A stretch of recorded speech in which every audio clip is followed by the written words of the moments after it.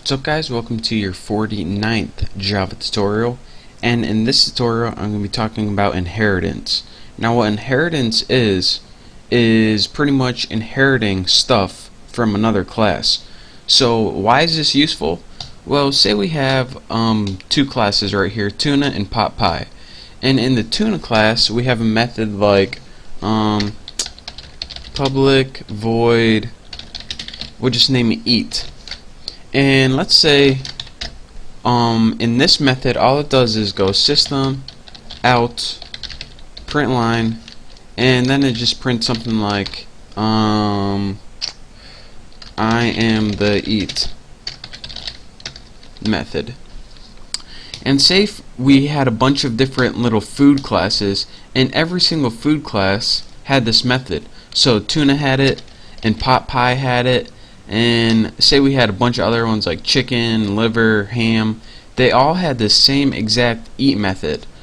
So then your boss comes in and tells you, alright, you know when you wrote the eat method and said I'm the eat method? Well, we actually want you to say I am the eat methods with a S. So now you gotta go in every single different class and change that one method and add a S on the end. And you're saying, alright, I wish instead of having all these copies that I would have to maintain, if I could just have one single copy. So that's what exactly inheritance is. Instead of having all these copies in different classes that you have to maintain, you can only have one single copy that you have to maintain, and each of these classes can inherit that. So let's go ahead and copy this, and since Tuna and PotPie are both foods, I made this new food class right here. And what this food class is going to do is it's going to store all the things that Tuna and PotPie have in common. And right now they have this eat method in common. So we can go ahead and get rid of this method right here and get rid of this method in here. And instead of having all these separate methods and all these classes, we only have to maintain this one method in the food class. So how exactly does this work, and how can we only have one method to kind of take care of? Well, this is what inheritance is. Instead of having a bunch of different methods, what this Tuna class and PotPie class can do is it inherits everything, the variables and methods, from this main food class. And whenever we do this, the kind of methods that inherit the stuff, those are called the subclasses, and the stuff that they, or the class that they inherit from, is called the superclass. So again, these two Tuna and PotPie classes are going to inherit all the stuff that's in the food class, and the food class is called the superclass, and the Tuna and PotPie class are called the subclasses.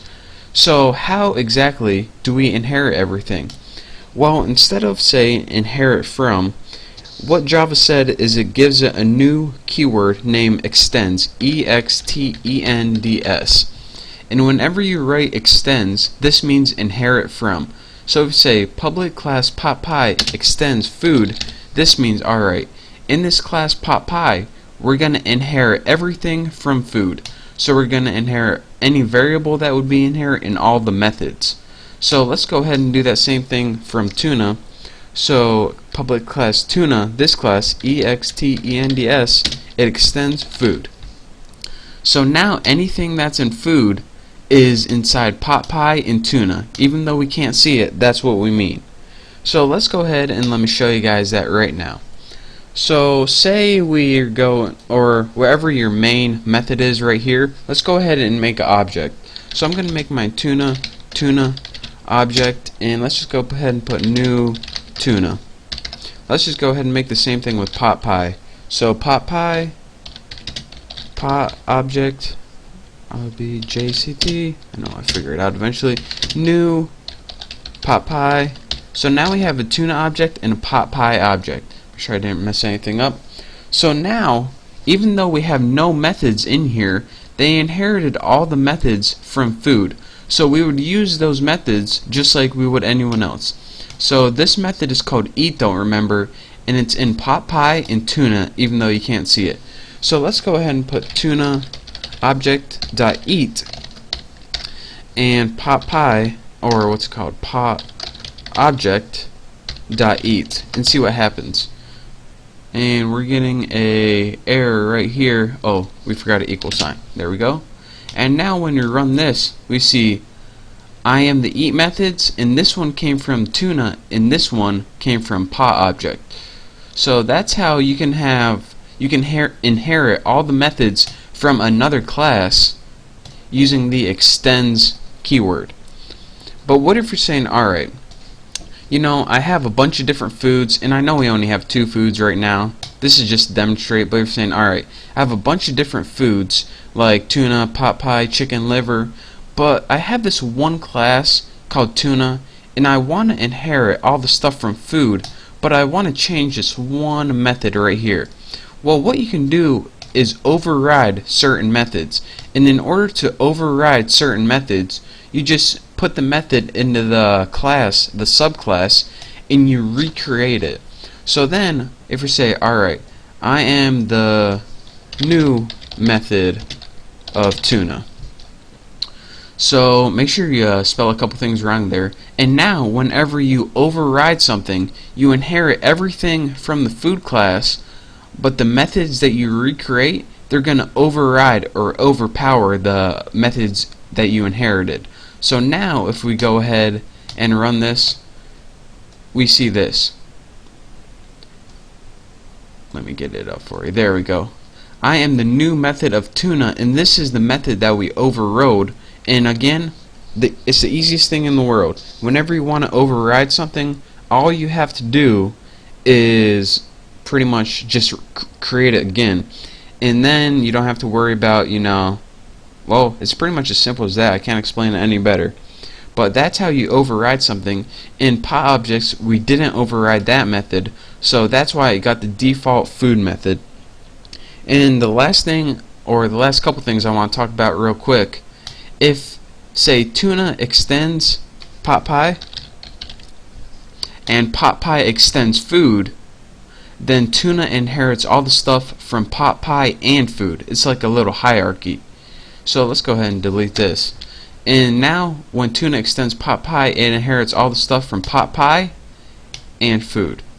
And the last thing I want to take note of is that only, let's go ahead and get rid of one of these objects. Let's go ahead and get rid of the pot object.